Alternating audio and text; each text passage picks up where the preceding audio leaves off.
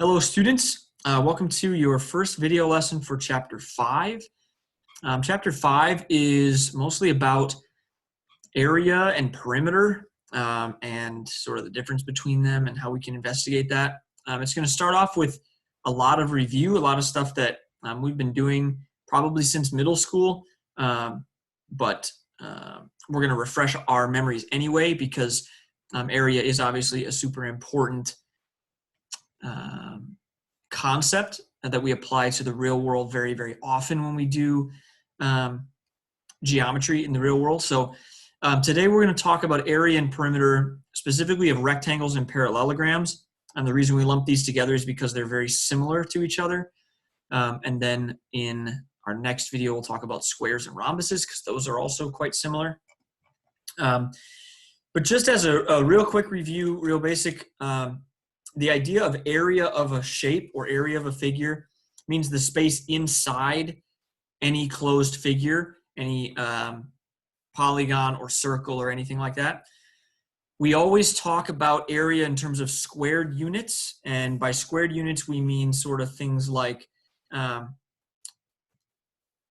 inches squared or meters squared or miles squared or anything like that.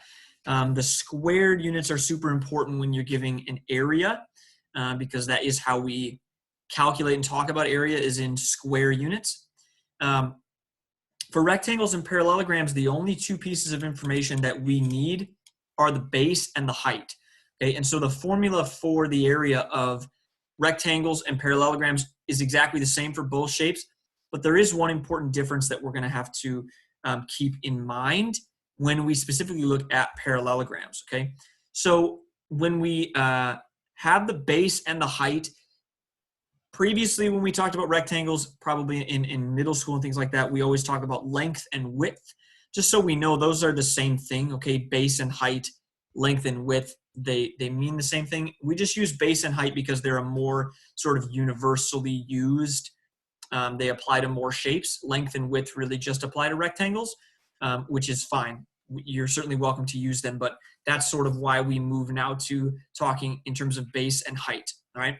So in terms of calculating the area of either of these shapes, if I use capital A to represent the area of either of these shapes is simply the base length times the height.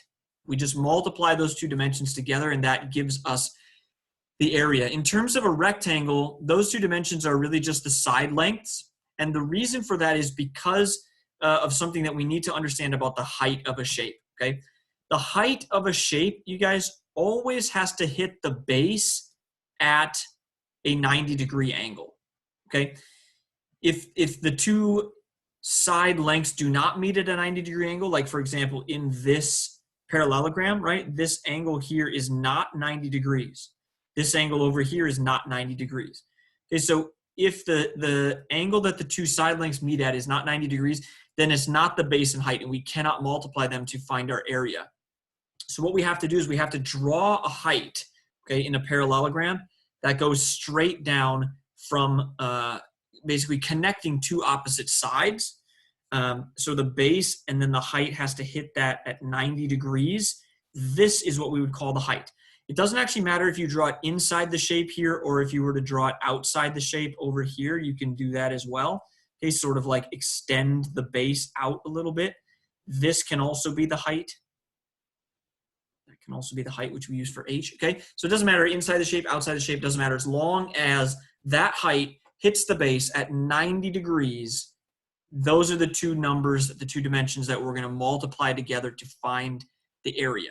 Okay, so for example, in this rectangle, if the base is 12 inches and the height is 7 inches, then the area of the shape would be 12 times 7, which is 84 inches squared. Okay, and the same in the parallelogram. The process is the same. As long as you know the base and you know the height, the straight vertical meeting at 90 degrees height of the shape, we simply multiply those together, and that gives us the area inside of that shape, okay? In terms of perimeter, Perimeter is the total distance around the figure. So we think of it in terms of like fencing, right, around the edge. Generally, to find the perimeter, we simply add all the side lengths together. Okay, when we get to talking about circles in chapter 6, we will have to adjust that a little bit because obviously a circle does not have side lengths to add up. But in terms of polygons, closed figures made up of sides, we can simply add all of the side lengths together to find the perimeter, right? And the reason that we use that is because it's a more universal formula or idea. Again, it applies to more shapes than trying to do specific formulas for either of these, okay? The good news for us in terms of rectangles and parallelograms, if we remember from chapter 4, is that rectangles and parallelograms both have opposite side lengths that are congruent to each other. So we don't have to have labeled all 4 of the sides of these shapes to find the perimeter, because we know, for example, in this parallelogram, if this side length over here is 3 centimeters, then this side length over here is also 3 centimeters. And the same if this bottom side is 8 centimeters, then the top side is also 8 centimeters. So if we know one of each pair, then we can, obviously we know the other one as well, and we can just add them together. So 8 plus 8 is 16. So basically we're doing 8 plus 8 plus 3 plus 3. That's going to give me my perimeter. Use a capital P for perimeter. 8 plus 8 is 16, plus 3 is 19, plus 3 more is 22. So that is 22 centimeters. In this rectangle example, this top side would also be 5 feet. This left side would also be 9 feet. And so our perimeter here would be 9 plus 9 plus 5 plus 5. Okay, and that would give us a perimeter of 28 feet. Okay, and notice that these units are not squared, right? Because this is just distance. We're not squaring the units. It's just regular units, centimeters, feet, inches, miles, whatever you need, okay?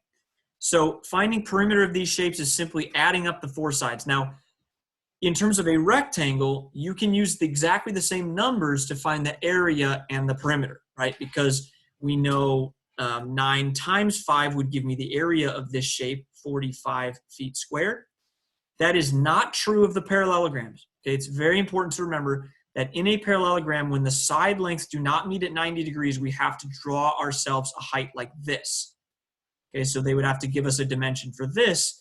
Maybe that's 2 centimeters. And then we can find our area by doing our base side multiplied by this height, which meets at 90 degrees, 16 centimeters squared, okay?